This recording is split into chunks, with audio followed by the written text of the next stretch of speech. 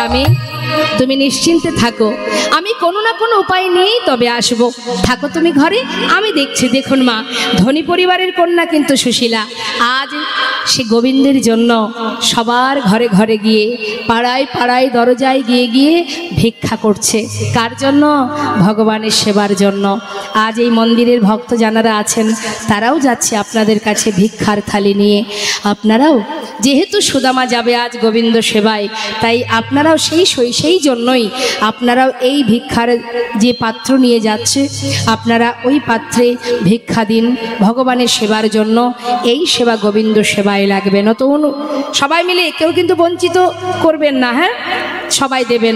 দেখি হাত তুলে হরিবোল হরিবোল নিতাই গৌর হরিবোল। কি বলছি সবার দ্বারে গিয়ে?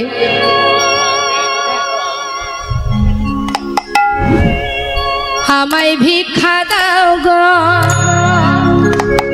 নগরবাসী, ভিক্ষা দাও আমার। সবাই কি ভিক্ষা দেয়? দেখবেন অনেকে ভিক্ষা দেয় না, ভিখারি এলেই দরজা বন্ধ করে দেয়।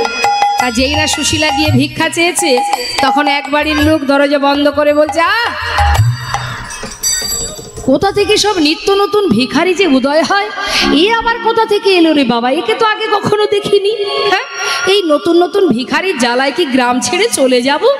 এই যে যাও যাও যাও, অন্য বাড়ি যাও, এ বাড়ি ভিক্ষা হবে না। তাড়িয়ে দিল। আবার পাশের বাড়ি গেছে। মা আমায় ভিক্ষা দাও গো